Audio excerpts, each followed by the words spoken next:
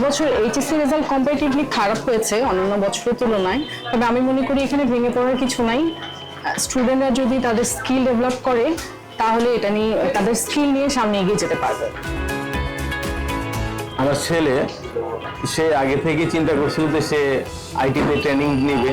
আমি তাকে বলছি যে পরীক্ষা দিয়ে ভালো রেজাল্ট করে তারপর তুমি প্রশিক্ষণ নাও, কিন্তু এখন তার রেজাল্ট অনেক খারাপ।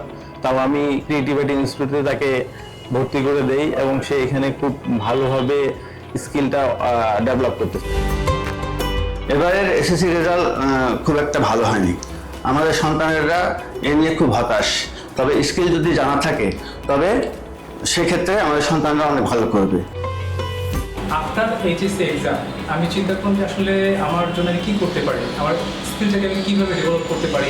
আমি ভাবতেছিলাম আমার এই ফ্রি টাইমে স্কিল ডেভেলপ করলে খুবই ভালো হবে। তো আমার কিছু সিনিয়র আমাকে সাজেস্ট করলো যে ক্রিয়েটিভ আইটি সবচেয়ে বেস্ট হবে স্কিল ডেভেলপের জন্য। কোর্সকালীন সময়ে আমি যা যা শিখেছি তা হলো stationery design, social media poster design এবং বিভিন্ন ডিজাইন রিলেটেড জিনিস, যা আমাকে খুবই হেল্পফুল আমার জন্য, এবং আমি এগুলো করে বর্তমানে অনেক ভালো টাকা ইনকাম করতে পারছি। আমরা ক্রিয়েটিভিটি সবসময় একটু চেষ্টা করেছি পিছিয়ে পড়াদের নিয়ে কাজ করতে। যেমন আমরা ডেভ এন্ড ডাম, যারা কথা বলতে পারে না, কানে শুনে না, আমরা তাদেরকেও কিন্তু আইটিতে স্কিল করে জবের সুযোগ তৈরি করেছি। আমরা সিনিয়র সিটিজেন যারা 60+ এজে, তাদেরকেও আমরা টেকনোলজি শিখিয়ে ফ্রিল্যান্সার হিসেবে গ্লোবালি কাজ করার সুযোগ তৈরি করেছি। তাহলে এই ছেলেমেয়েগুলো হয়তো তাদের ফ্রাস্ট্রেশন থেকে বের আসবে এবং এই স্কিলটাই হয়তো তারা যারা আজকে ভালো রেজাল্ট করেছে তাদের জন্য বড় অপরচুনিটি তৈরি করতে পারে। আর সেজন্য আমরা ক্রিয়েটিভিটি 20,000 ছেলে মেয়েকে ফ্রি স্কিল ডেভেলপমেন্টের সুযোগ তৈরি করে দিচ্ছি। এবং শুধু ফ্রি স্কিল না, পরবর্তী সে যদি আরও বড়োভাবে বেশি করে যদি একটা ভালো স্কিল ডেভেলপ করতে চায়, সেক্ষেত্রে আমরা 20 লক্ষ টাকার স্কলারশিপ রেখেছি। যদি কোনো ছেলে বা মেয়ে আমাদের এই শর্ট কোর্সটা ভালো করে, তাতে করে তাকে আমরা পরবর্তীতে একটা লং কোর্স 1 year ডিপ্লোমা যে কোর্সটা, সেখানেও আমরা তাকে এনরোলমেন্ট করার সুযোগ দিচ্ছি।